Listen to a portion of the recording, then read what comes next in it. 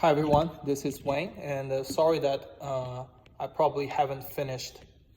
I haven't finished the last question for discussion problem in week 2. So here I'll make it up for you by shooting up a video, and hope you can look through this. And if you have a question, always come to me. Okay, so here I will start from question 3, part C. Okay, this is seems to me the most confusing parts among the whole problem set. Practice problems. So we finished those two individual PPFs in part A, right? And in part B, we combine it into a single or joint PPF, where you combine those two people together and ask what is the most efficient amount of a bundle of amounts of each good that they can produce jointly. And we see that how you derive at this graph is by considering, suppose we start from point A, where all the resources being directed to F for both of them. So everyone is producing F using all the resources they have, and it turns out they can produce 18 in total. But suppose I want to go down this PPF. This means that now I don't want everything in F. I want some G. So who's gonna produce first? And the rule of thumb turns out to be whoever has the lower opportunity cost for G should go ahead, which is Mrs. J in our example. So that's why this triangle corresponds to this triangle here, and this right triangle will be the latter guy who comes in, which corresponds to K's individual triangle. Okay, and the hard part goes on in C.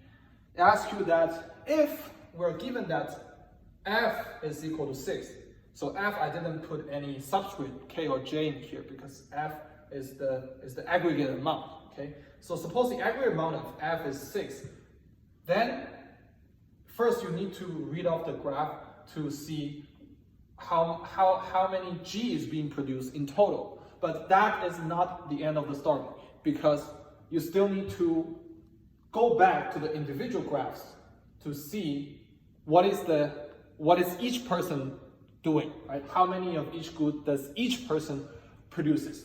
So later we'll see that this point C corresponds to this point, that's called C prime, and this point C prime prime, when we read the joint back to the individual PPFs. But you'll see why is that. So as we see, what goes on in part B is that J has already transformed all production from F to G, right? And we know that from B to C, J is asleep. By asleep, I mean that J is not doing anything, because we know that this part is only K going through the transformation or the adjustment. So the condition, the number of each good that J produces at point C is the same at point B. So we only need to look at point B. And we know that at point B, because J has transformed completely from F to G, so F of J is equal to 0, right? But G of J is equal to 12, right? That's just from this graph. That's why I draw C prime here, right?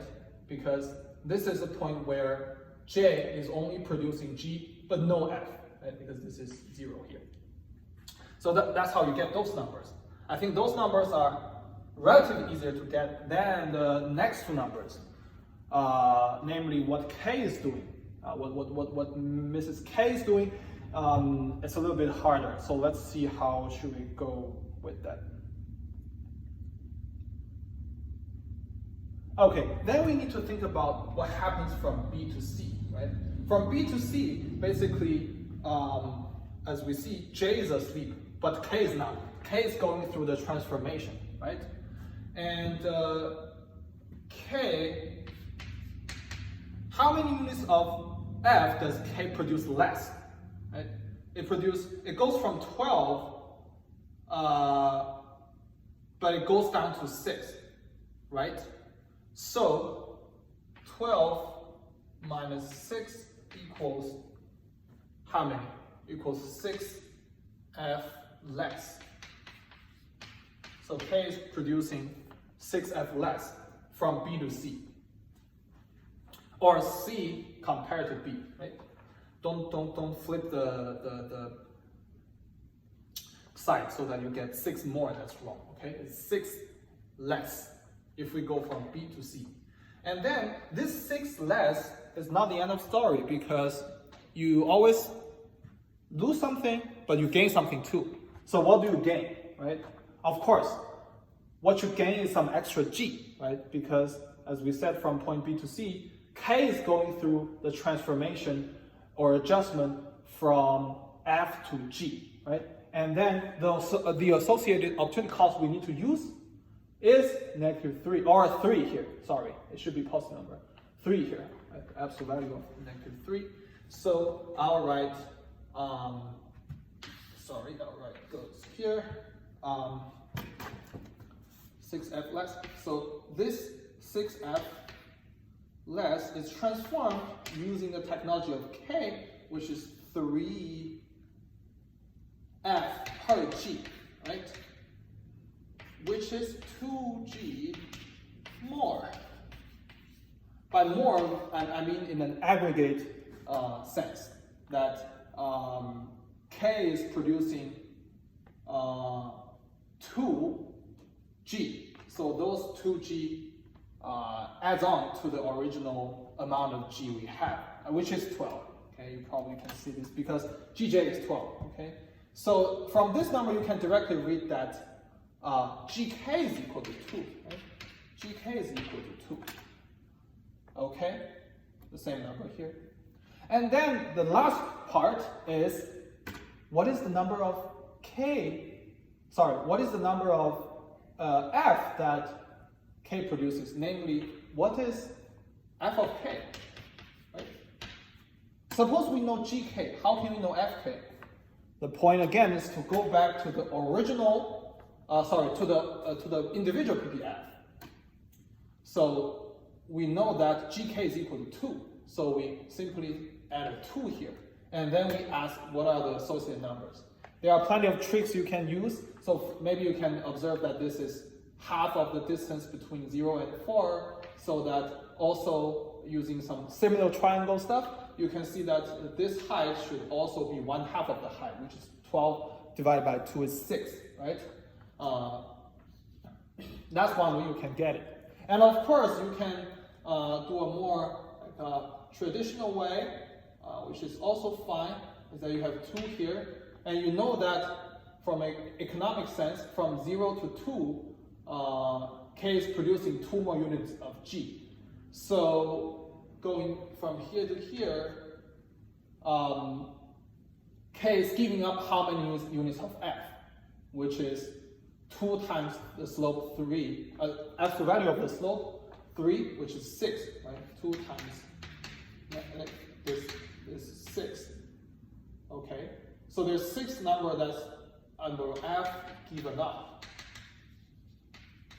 So how many units we have is how many units of F we K end up with is 12 minus 6 is equal to 6. I know the numbers turn out to be the same, but this is just a coincidence, right? Don't just leave the 6 here. You need to use 12 minus this distance 6, and then you get this 6. Okay, so Fk is 6. Okay, then we are done.